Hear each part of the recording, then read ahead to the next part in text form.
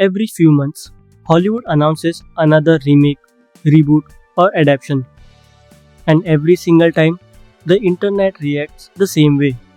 Why are they changing the story? Why not make something original?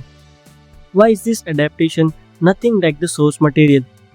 From beloved books to anime to video games to classic films, modern adaptations often end up surrounded by controversy before they even release. But why does this keep happening? Why does Hollywood constantly remake stories instead of creating new ones? Why do studios change characters, themes, and narratives that audiences already loved? And why do so many people feel modern adaptations have become more focused on messaging than storytelling? Today, we are going to talk about the business, the creative decisions, and the cultural reasons behind Hollywood's obsession with remakes, and why audiences are becoming increasingly frustrated with them.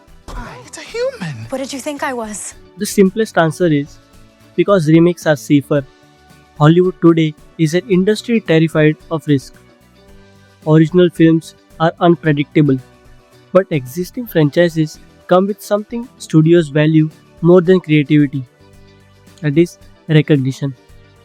If a movie is based on a famous book, game, comic, or older film, the studio already has a built in audience. People recognize the name, they talk about it online. Nostalgia markets the film before the trailer even drops. And in an era where blockbuster films cost hundreds of millions of dollars, studios prefer familiarity over experimentation.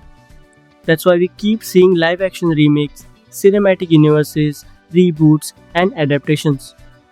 It's not because Hollywood has run out of stories, it's because recognizable intellectual property is financially safer than the original ideas. A perfect example is The Lion King.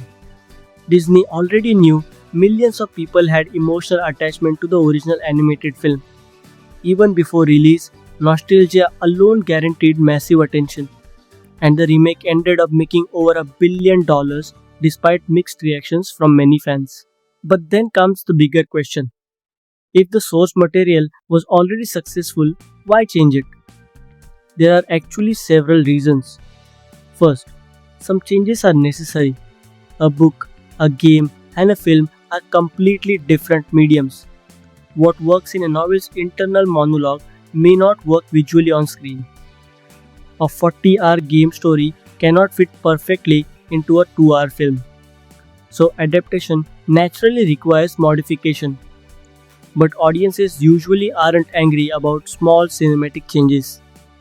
They get angry when the adaptation changes the identity of the original story, when beloved characters suddenly behave differently, when themes are rewritten, when lore is ignored, or when writers seem more interested in reinventing the material than understanding why people loved it in the first place.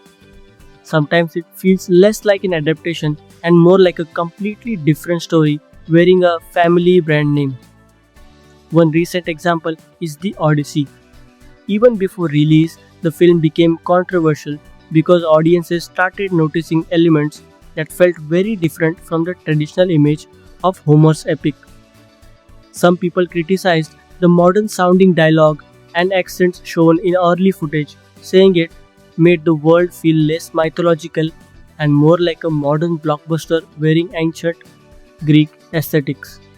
Others argued that certain casting choices and rumored reinterpretations of characters felt less focused on historical or mythological authenticity and more focused on modern Hollywood trends. Because Christopher Nolan is known for heavily reworking ideas into his own cinematic style, many fans are already debating whether this will be a faithful adaptation or simply Nolan's version of the Odyssey.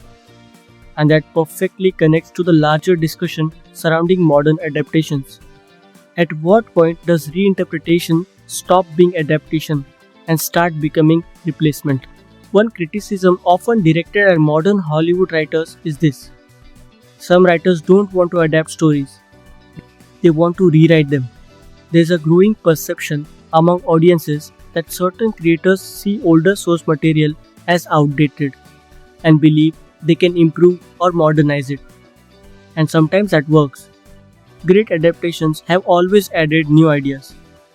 But the problem begins when the adaptations stop respecting the emotional core of the original.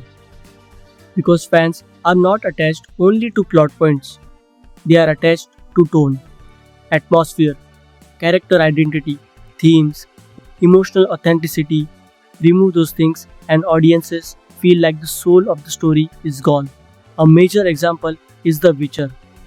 The show became controversial partly because many fans believe the writers drifted too far away from the tone and characterization of Andrzej Sapkowski's book and the game inspired by them. Online discussions often focused on whether the creators truly respected the original material.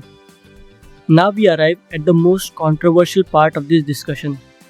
The word woke has become one of the most overused and emotionally charged terms in most entertainment discourse.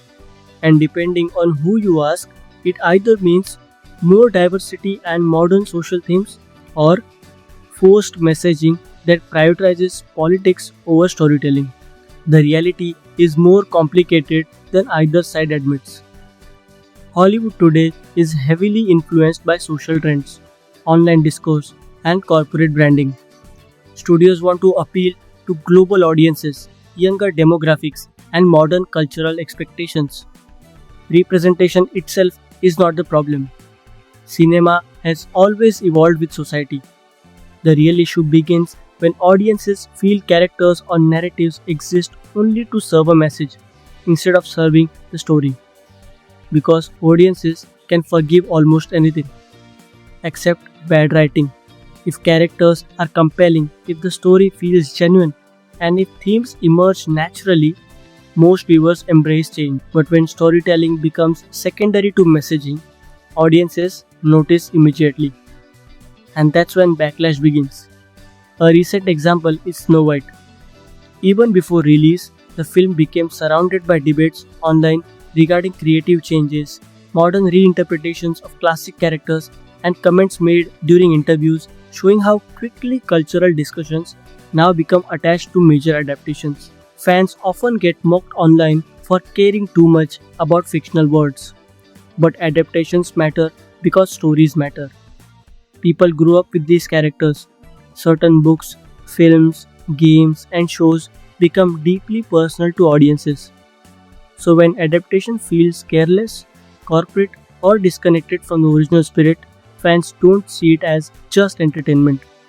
They see it as something meaningful being misunderstood. And sometimes studios make the situation worse by dismissing criticism entirely. Instead of asking, did we misunderstand why people love the story?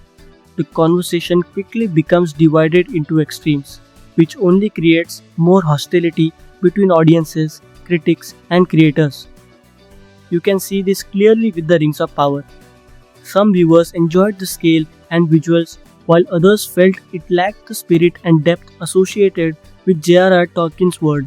The online debate became so aggressive that discussions about the show itself was often overshadowed by arguments between fans and critics.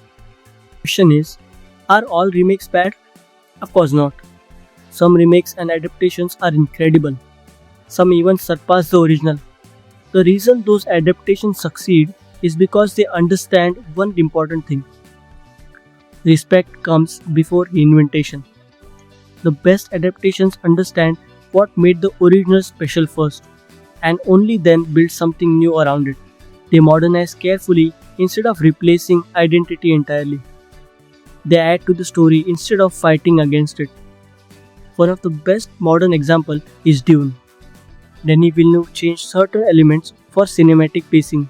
The film still respected the atmosphere, philosophy, and scale that made Frank Herbert's novel beloved for decades. And many longtime fans felt it captured the soul of the source material. Hollywood will probably never stop making remakes. As long as familiar franchises remain profitable, studios will continue returning to existing stories again and again.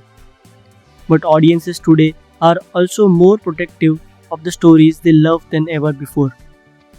And maybe that's why modern adaptations create so much controversy. Because deep down, people don't hate change. They just want stories to understand why they mattered in the first place.